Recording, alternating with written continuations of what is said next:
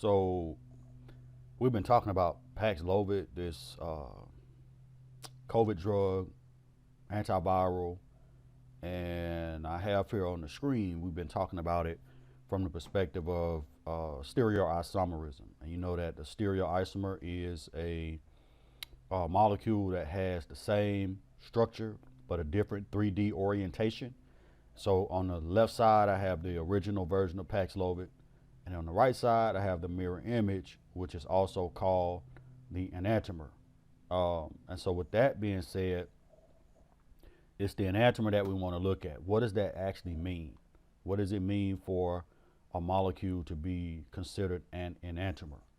And so I want to show you this, but I also want to show you another way to consider the enantiomer to make it plain as far as what changes with respect to the enantiomer of a given stereoisomer. So you can see here, there are multiple chiral centers. There's a chiral center here, one here, here, here, and then there's another chiral center here. There are a total of 6 chiral centers in Paxlovid. And if you look in the mirror image, that doesn't change. There's still 6 chiral centers in Paxlovid. The difference here is going to be what the configuration of those chiral centers are based on whether it's the original image or the mirror image. So let's talk about that.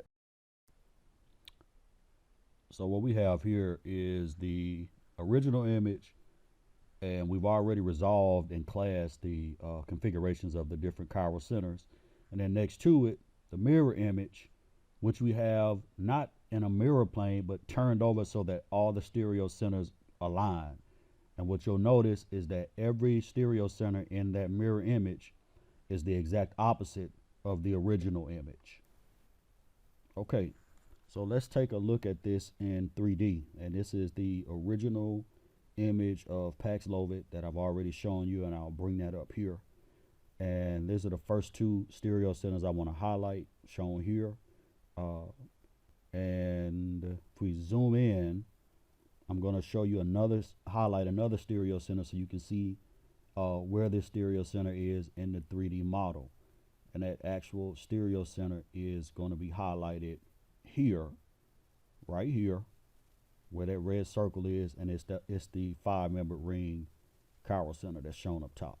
And then over here, your 2 stereo centers on the 3-membered ring, and then the other stereo center that's adjacent to nitrogen.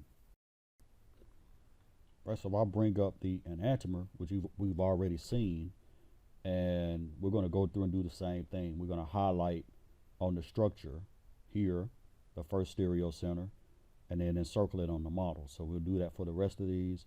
There are 6 total, remember that. So now I'm going to point out the other 2. You look up top where the 3-membered ring is. There are 2 stereo centers there, highlighted on the structure over on the right. And then I'm going to rotate this around a little bit more. And I hope this makes some sense to you in the sense of how these 3D structures actually perform, right? They're biologically active. So here's where the nitrile is, and the fact that they're biologically active means that they have to fit into specific receptors and things like that. So their chirality actually does matter, right? So I want to highlight the chiral center coming up, and it's here, right, where the tert-butyl group is. And that's a total of, okay, so one last chiral center highlighted here, adjacent to nitrogen, and you can see it encircled on the model right there.